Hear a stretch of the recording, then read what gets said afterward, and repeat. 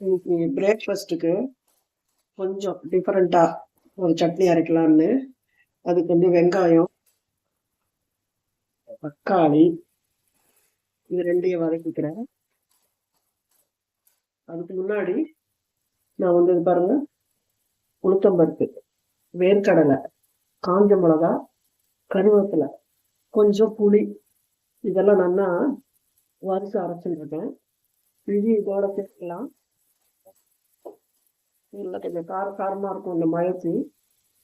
காஞ்ச மிளகா, புளி, உளுத்தம்பருப்பு, வேர்க்கடலை, கருவேப்பிலை இதெல்லாம் நல்லா வறுத்துருக்கேன். இப்போ இது இதோட சேர்த்துக்கலாம்.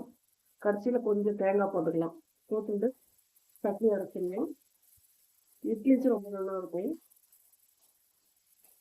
இதை அரைச்சிட்டு உங்களுக்கு காமிக்கிறேன். இன்னைக்கு வந்து பிரேக்ஃபாஸ்ட்டுக்கு இட்லி, இந்த கொத்தமல்லி, கருவேப்பிலை, வெங்காயம், தக்காளி எல்லாம் போட்டு நான் எப்படி வதக்குறதுன்னு இப்போ இன்னைக்கு காமிச்சேன்.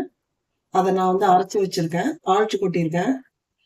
நிறைய இதுல கருவேப்பிலை தான் போட்டிருக்கேன். ஏன்னா கருவேப்பிலை வந்து நம்ம உடம்புக்கு போறது நல்லது, குழந்தைங்க எல்லாம் சாப்பிட மாட்டேங்கிறது. அது மாதிரி சட்னியா அரைச்சு கொடுத்தாதான் சாப்பிடுவாங்கங்கிறதுனால நிறைய கருவேப்பிலை போட்டிருக்கேன், கொத்தமல்லி போட்டிருக்கேன்.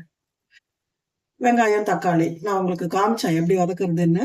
அதை தாளிச்சு கொட்டி வச்சிருக்கேன். இட்லி, லஞ்சுக்கு புளியோதரை, தொட்டுக்கிறதுக்கு